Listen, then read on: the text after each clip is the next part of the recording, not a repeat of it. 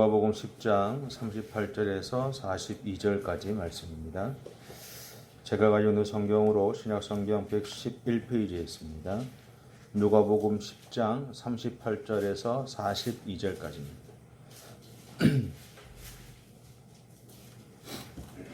우리 한 절씩 교독하겠습니다.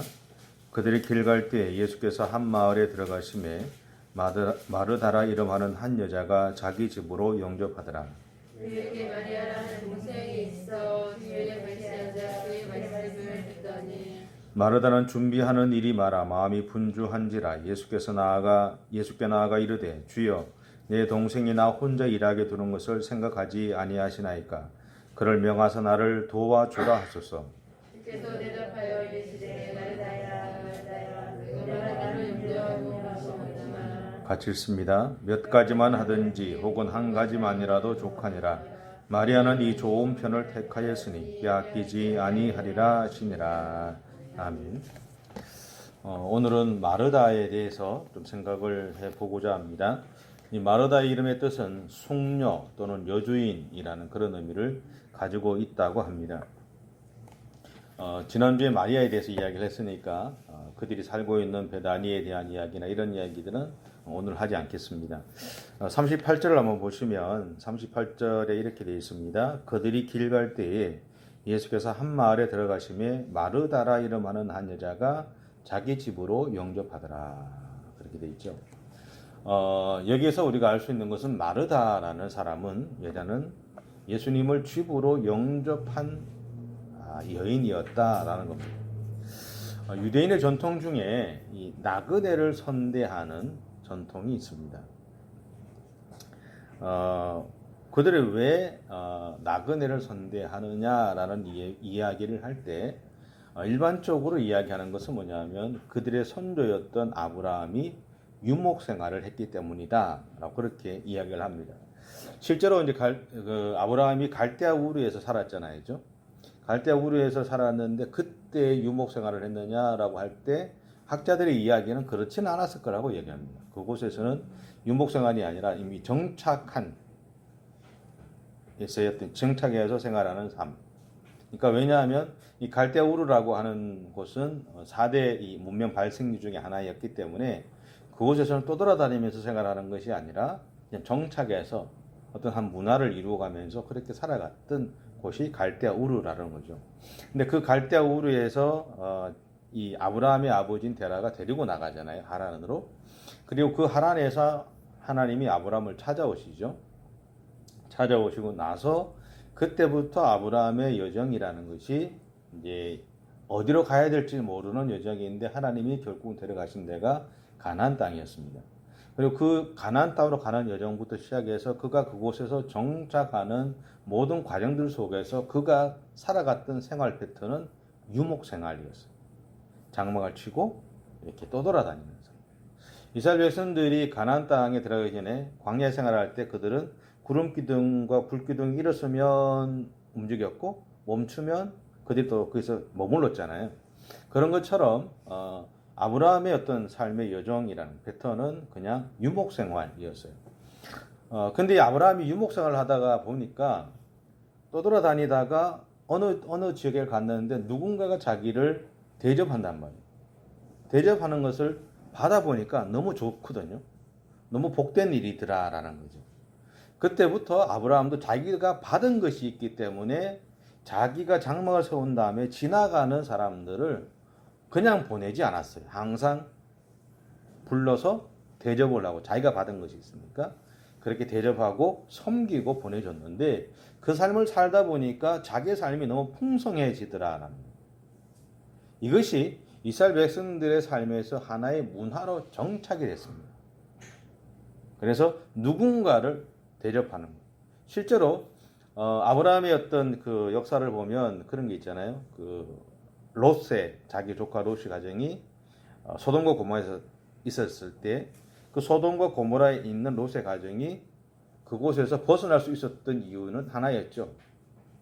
아브라함이 평소처럼 지나가는 나그네를 대접했는데 하필이면 그 나그네가 천사였다. 하나님의 사자였다. 그죠? 그리고 그 사자를 통해서 이 롯의 이 가족을 부탁하게 되고, 그리고 그 멸망의 자리에서 롯의 가족이 구원받게 되는 일들이 일어났잖아요. 그런 것들이 이스라엘 백성들의 이 후손들 속에서 계속적으로 이렇게 이야기가 되고 전달되면서 그들 안에는 지나가는 나그네를 섬기는 것에 대한 하나의 전통들이 생기게 돼요. 그리고 우리도 우리가 깨닫지 못하는 순간에 그런 사람들을 섬김으로 인해서 그 가운데서 우리도 어쩌면 우리 조상들처럼 하나님의 사제를 섬길 수도 있잖아요. 그리고 하나님이 우리에게 부어주시는 복주심의 은혜가 우리 가정 가운데 일어날 거 아니냐. 그런 기대감과 그리고 그렇게 대한 감사함들이 그들 가운데 있었다라는 겁니다. 이런 것들이 이제 이런 어떤 전통들로 인해서 예수님도 유대 지도자들로부터 초청을 받아서 그들의 집에서 대접을 받게 됐죠. 단지 유대 지도자들이 예수님을 대접한 그 의미 속에 여러 가지 의미가 있겠지만 사실은 지나가는 나그네를 대접해서 부지 중에 누군가를 대접해서 받는 복에 대한 기대감들이 그들 안에 있었다는 것을 기억하셔야 돼요. 그리고 세리 삭개오가 예수님을 초청하잖아요. 그것도 마찬가지입니다. 그런 개념 안에서 이루어지는 일들. 그리고 그 가운데서 사실은 세리 삭개오는 예수님을 자기의 집을 초청함으로 인해서 뭐가 바뀌었어요? 그의 인생이 바뀌었잖아요. 그죠? 그의 삶이 바뀌었죠. 그런 일들이 이제 이스라엘 백성들의 삶에서 있어졌다라는 거예요. 그래서 오늘 본문에서 마르다가 예수님과 제자들을 초청한 의미 속에는 그런 어떤 전통적인 배경들이 깔려 있었을 것이고, 또 하나는 예수님을 향한 사모함이 그들 가운데 있었겠죠. 그 에드워드 헤이즈라는 사람이 이런 이야기를 했습니다. 제가 한번 읽어볼게요. 유대인들에게 있는 자문에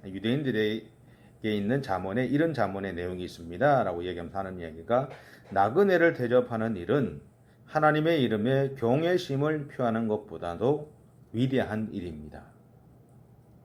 그러니까 에드워드 헤이즈라는 사람은 유대인들이 가지고 있는 자문 중에 있는 한 문장을 했는데 그것이 뭐냐면, 나그네를 대접하는 일이 하나님의 이름에 경외심을 표하는 것보다 더 위대한 일입니다. 라고 해요.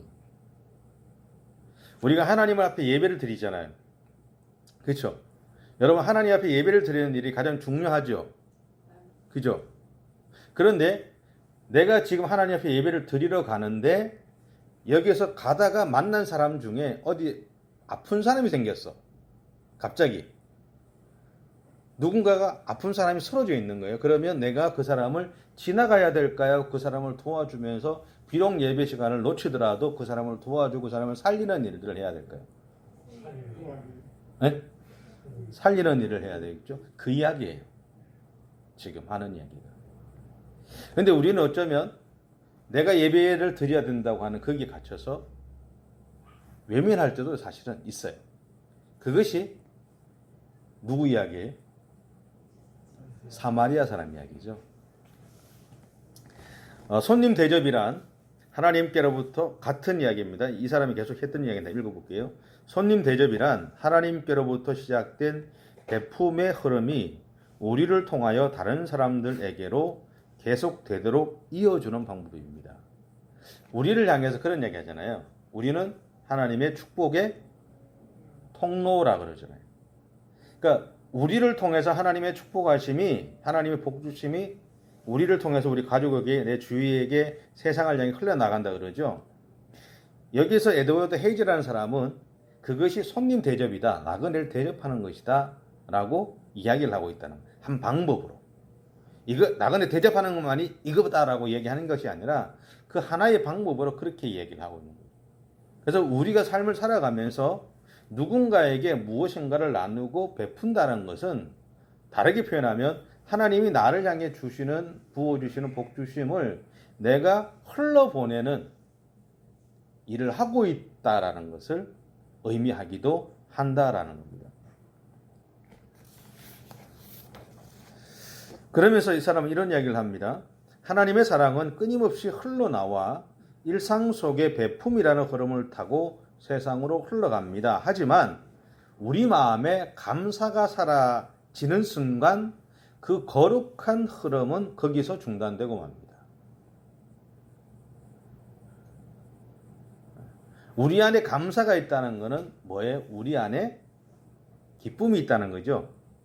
우리 안에 감사가 있다는 것은 우리 안에 기쁨이 있다는 것이고, 그것은 다르게 표현하면 우리가 하나님을 바라보고 있다라는 것을 이야기합니다. 근데 우리 안에 감사가 중단되었다라는 것은 우리가 하나님을 바라보는 것, 보고 있는 것이 아니라 우리에게 아픔을 주는 현실을 바라보고 있다는 겁니다. 다르게 표현하면 예수님이 무리를 걸어오실 때 베드로가 예수님에게 이야기하죠. 예수님, 나로 하여금 걷게 해주십시오. 나도 걷게 해주십시오. 그랬을 때 예수님이 뭐라 그랬어요? 걸어라. 그랬을 때 베드로가 발을 내디뎌서 예수님을 보고 걷다가 좀 걸었는데, 걷다 보니까 자기 주변에 자기가 지금 물리를 걷고 있다 현실이 보인 거예요. 예수님을 봐야 되는데 그 현실을 보면서 물에 빠지죠. 동일한 이야기다라는 거죠. 우리의 삶에서 하나님을 바라보면 감사가 생기지만 우리의 현실을 바라보면 그 감사가 중단된다라는 거죠. 왜냐하면 다르게 표현하면 우리의 삶에서 감사할 조건은 넘쳐나요. 그렇죠? 반대로 이야기하면 우리 삶에서 감사할 조건은 하나도 없어요. 그렇잖아요? 어떻게 보느냐라는 겁니다. 어떻게 보고 있느냐에 따라서 감사할 조건이 많기도 하고, 어떻게 보느냐에 따라서 감사의 조건이 하나도 없는 경우도 있어요. 내 수중에 내가 로또가 당첨돼서 100억이 생겼어. 요즘은 100억도 안 되지만 한 2, 30억이 됐어. 감사할 조건이죠. 근데 그것을 감사하다고 생각하는 사람도 있고, 동시에 또 골치 아프다고 생각하는 사람도 있어요. 왜? 전화 계속 오거든요. 어떻게 보느냐에 따라서 우리에게 일어나는 상황들이 감사가 될 수도 있고 감사가 안 될 수도 있다.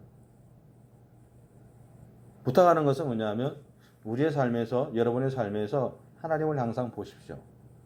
그러면 아무리 어렵고 힘든 상황 속에서도 감사의 조건들은 있습니다.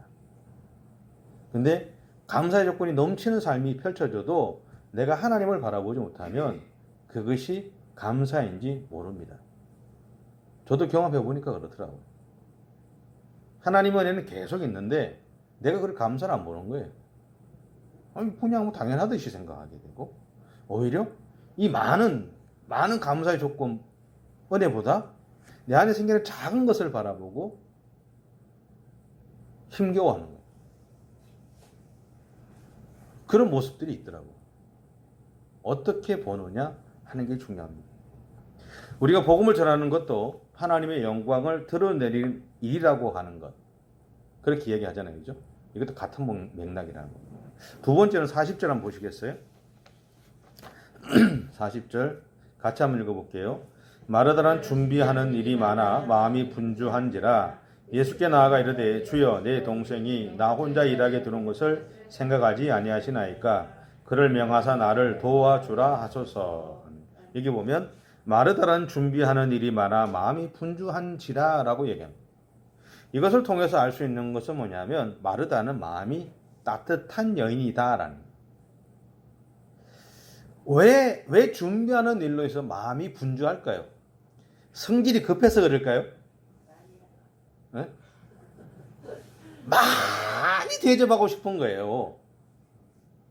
대접할 게 너무너무 많은 거예요. 그런데 자기 손은 두 가지야. 둘밖에 없어. 이 생각이 너무 많은데, 할 게 많은데 손 두 개 가지고 하긴 부족한 거예요. 그러니까 마음이 분주해지는 거예요.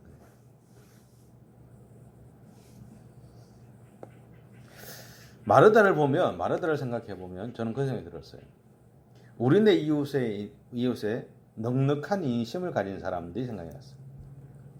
뭐 예를 들면 교회도 그런 분들이 많지만 다른 사람에게 무엇인가를 주고 싶어서 안 달란 사람들이 있어요. 어떻게 하든 뭔가를 이렇게 채워주려고 애를 쓰는 사람, 대접하고 싶어 하는 사람. 부산에 있을 때 그런 교회 집사님이 한 분 계세요. 뭘 요만한 거 요만한 거 갖고 와가지고 다 갖고 와서 종류별로 쌓아가지고 해가지고 갖고 와서 가지고 와요. 이게 뭐예요? 그러면 이거는 뭐고 이거는 뭐고 이거는 뭐고 이거는 돼. 집에서 드세요. 그러면 아니래. 가져왔다는 거예요. 우선 드시라는 거예요. 근데 저한테만 그러겠어요? 아니요, 그렇지 않아요. 그분은요, 자기 집에 오는 누구한테든 간에 그렇게 해요.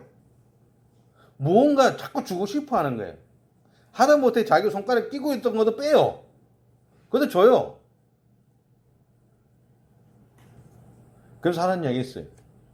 이거 가짜예요? 걱정하지 마세요. 가짜예요? 이렇게. 가짜일까요? 가짜면 어때요? 진짜면 또 어때요? 자기한테 있는 거를 주고 싶어서 안 달라는 사람들이 있어요. 그리고 부침개를 해도요, 자기 혼자 먹을 거면 하면 되죠. 근데 대부분 그렇지 않은 사람들 많아요. 자기도 모르게 해요. 해서 감당이 안 되니까 자기가 혼자 먹을 게 아니에요. 주변에 나눠주는 거예요, 계속.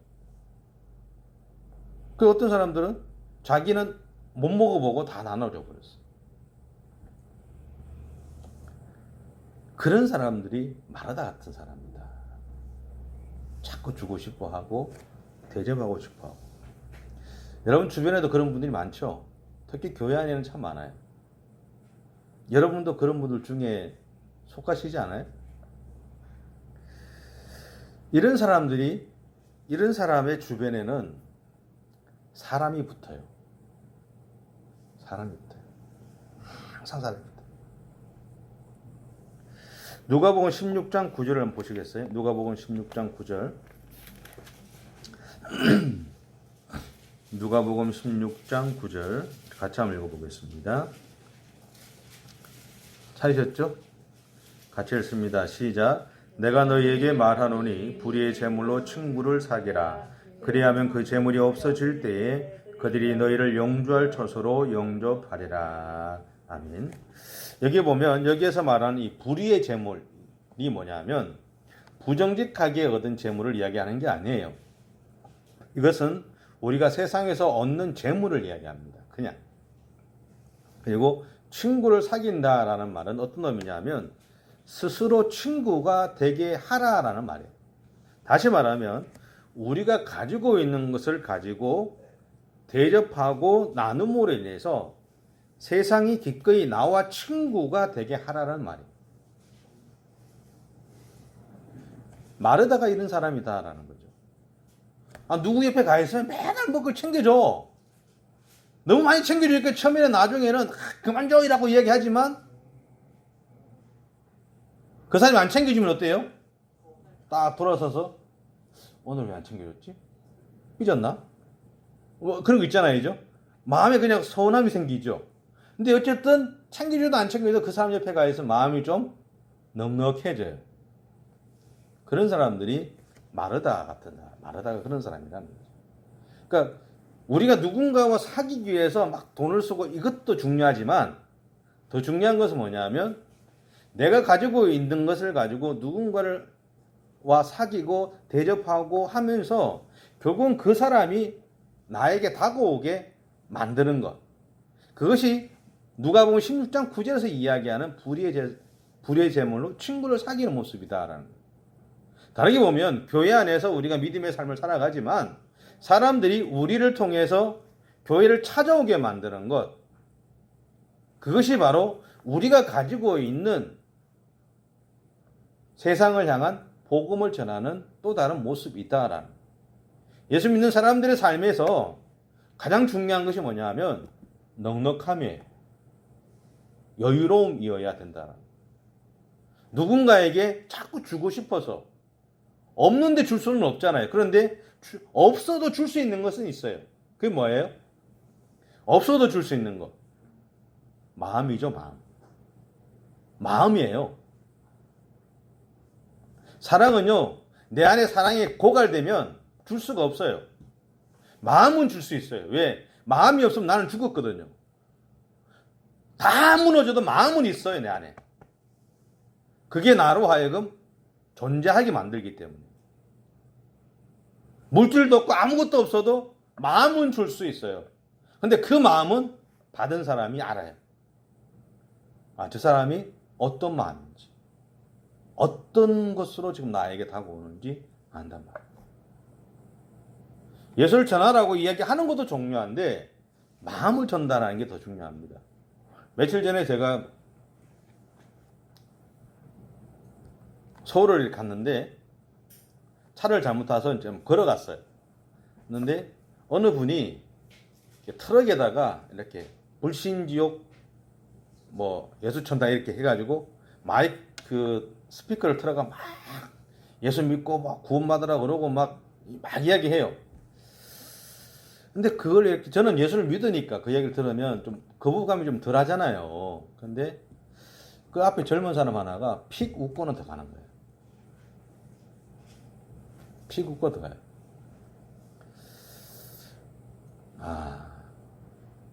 우리가 입으로 예수 천당 불신 지옥을 이야기하는데 우리의 마음에서 정말 그것이 전달되고 있을까? 라는 생각들을 하게 됐어요. 물론 그분이 그 이야기하는 거를 막을 생각은 없어요. 왜냐면 저는 못하니까. 근데 그분은 하시니까. 근데 더 중요한 것은 뭐냐면 그런 것도 하지만 정말 한 영혼을 향한 그 마음들이 전달되어진다면 어떻게 받아들일까? 어른들이 젊은 사람하고 이야기가 참 어렵다고 그러잖아요. 근데 저는 조금 쉽거든요. 근데 제가 쉽다고 이야기하지만 젊은 사람들이 저를 보면 당신도 똑같소 라고 이야기할 거예요. 너무 쉬워요. 왜 쉬우냐면 내 자식한테는 안 그러는데 제 아이들 또래 애들한테는 제가 좀 쉽게 접근을 한단 말이에요. 왜냐하면 걔들 입장에서 너희들 이렇게 하면 되니까. 워낙 그런 친구들을 많이 만나봤으니까 쉬울 수 있어요. 그런데 그 친구들이 저한테 쉽게 마음을 여는 이유는 한 가지겠죠. 제가 그 친구들의 용어를 알아서 그럴까요? 예전 청년부 할 때 애들이 메신저로 요즘 애들이 쓰는 용어 있죠. 그걸 썼어요. 그래서 제가 물어봤어요. 이게 무슨 말이냐? 설명을 해줘요. 그러니까 풀어서 줘요. 그 다음부터는 희한하죠.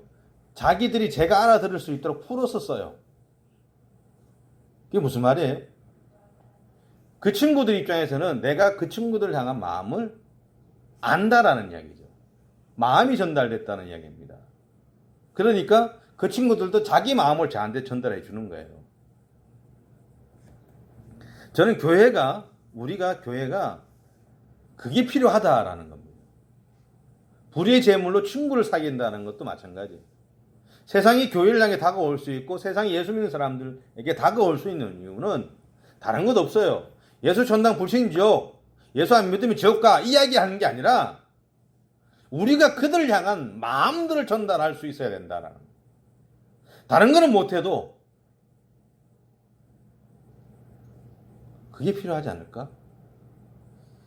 마르다라는 사람이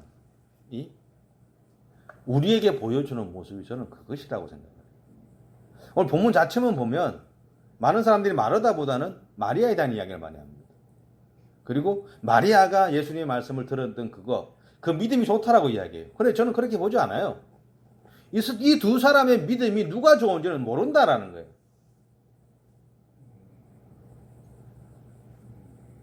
한 사람은 말씀을 듣는 것에 좋아서 그 앞에 앉아 있었지만 언니의 그 수고에 대해서 외면해 버렸잖아요. 자기가 좋아하는 것만 했죠. 또 다르게 보면 마르다는 또 자기가 좋아하는 대접하는 마음 그것만 갖고 열심히 했어요. 말씀을 듣는 것에는 좀 뒤떨어졌어요. 그러면 열심히 봉사하고 열심히 하는 사람은 믿음이 좋은 거고 말씀을 듣는 사람하고 비교했을 때 말씀을 듣고 예배 자리에 서는 사람만 믿음이 좋은 거냐? 그걸 누가 알아요? 알 수가 없어요. 오늘 우리가 판단할 수 있는 문제가 아니란 말이에요. 근데 그럼에도 불구하고 마르다라는 사람이 우리에게 보여주는 것은 예수님과 대접하고자 하는 그분들을 대접하고자 하는 그 마음을 전달하고 있다라는 거예요. 내 마음이 너무너무 전달하고 대접하고 싶은데 내가 두 손밖에 없어 하지 못하는데 내 동생 좀 도와주라고 해주세요. 이쁘지 않으세요? 그 마음이 이쁘지 않으세요? 전에 제가 서울에 다른 교회 있을 때 그 교회 집사님이 운영하시는 식당에 가요. 가면 딱 기본이 있어요. 그 집이 냉면을 잘 하는데 가면 제가 좋아하는 걸 아니까 냉면 사리가 이만해요. 하나가 이만하거든요. 두 개를 딱 넣어서 갖고 와요. 그런데 그 집에 가면 그 집사님이 연세가 많으세요. 집사님이 딱 앉으면 저희들이 목회자들이 딱 앉아있으면 딱 와요. 제가 가족하고 가든 아니면 친구들하고 가면 옆에 딱 서 계세요. 그리고 주변에서 맴돌아요. 왜 맴돌까요? 필요한 걸 찾는 거예요. 먹다가 냉면사리 하나가 사라지죠? 그럼 어느 순간에 가가지고 하나를 푹 더 집어넣어요.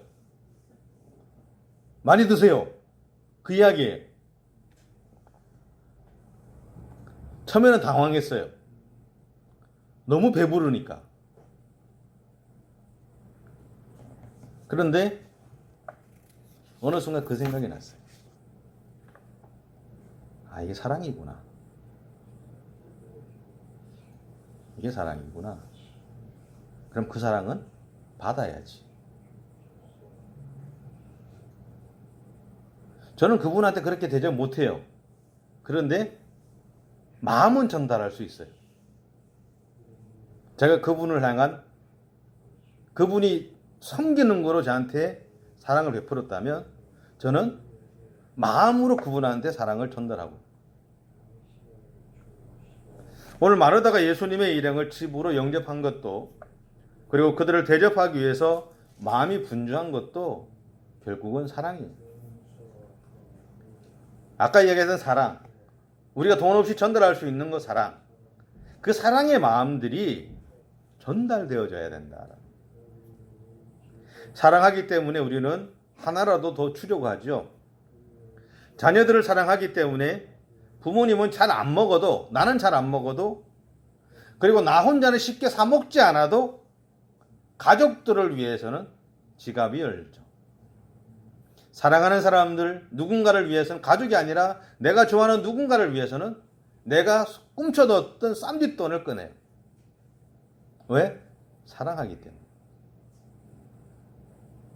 대접하고 싶고 나누고 싶고 베풀고 싶은 마음이 있기 때문에 그렇죠. 예전에 들은 이야기입니다. 아차산역 쪽에 있는, 거기 가면 가구 단지가 있어요. 가구 거리라고 그렇게 표현하는데, 능동 가구 거리라는 곳이 있는데 그곳에서 가구 대리점을 하는 집사님 한 분이 계시다 그래요. 그분이 20대 때 시골에서 막 상경한 다음에 그 가구점에서 점원으로 일할 때 있었던 일이라 그래요. 어느 겨울인데, 겨울이었는지 잘 모르겠는데 어쨌든 막 소나기가 막 쏟아지는데 할머니 한 분이 그 차도 쪽에서 택시를 잡고 계시더래요. 그러니까 이분이 마음이 좀 그래서 할머니 들어오시라 그래서 따뜻한 차를, 추우니까 따뜻한 차를 대접하고 본인이 나가서 택시를 잡아서 할머니를 타고 가시게 했단 말이에요. 그리고는 잊어버렸겠죠. 대가를 바라고 하는 일이 아니잖아요. 잊어버렸어요. 근데 며칠 뒤에 전화가 한 통이 왔어요. 들어보니까 자기가 택시를 태워서 보내드렸던 그 할머니가 어느 재벌 회장의 장모님이었대요. 그러니까 그 회사의 회장이 당신처럼 성실하게 일하는 청년이 일하는 가구 회사라면 우리 회사의 사무실 가구는 당신 그 가구 대리점에서 다 사겠다. 그랬대요. 여러분, 우리의 삶에서 이런 부지 중에 천사를 대접하는 것이 있습니다. 그리고 필요하죠. 그리고 우리가 가진 사랑을 세상에 흘러보내야 될 필요도 있습니다. 오늘 마르다는요, 진정으로 하나님을 사랑하고 그 사랑의 마음을 품고 사람답게 기쁨으로 누군가를 대접하고 그 사랑을 실천하며 살아가는 것이 진정한 그리스도인의 삶이라는 것을 우리에게 보여주고 있다고 저는 생각합니다. 왜 당신은 일만 해? 라고 생각할지 모르지만 성경에 드러난 마르다는 일만 하는 여인이었지만 그런데 누군가를 대접하는 그 마음의 깊음 속에는 뭐가 있냐면 사랑이라는 것이 있었습니다. 그런데 성경에서 예수 그리스도가 우리에게 보여주는 복음의 핵심이 뭘까요, 여러분? 그건 사랑이에요. 하나님 사랑, 이웃 사랑, 사랑이에요.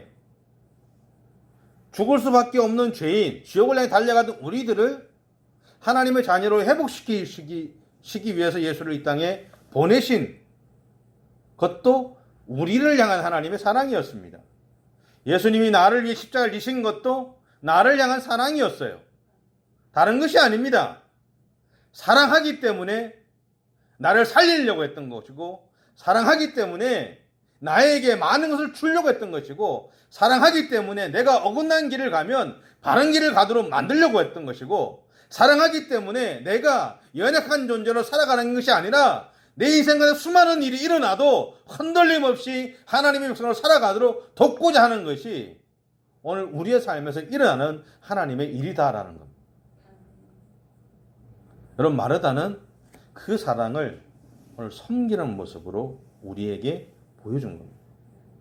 여러분에게 주어진 앞으로의 일생 동안 여러분도 하나님을 향한 그 사랑의 모습들이 여러분의 삶에서 어떤 모양으로 나타나든 기쁨으로 그것을 드러내면서 그 사랑을 실천하며 살아가는, 누군가에게 그 사랑을 나누며 살아가는 저와 여러분의 삶이 되시기를 바랍니다. 기도하겠습니다.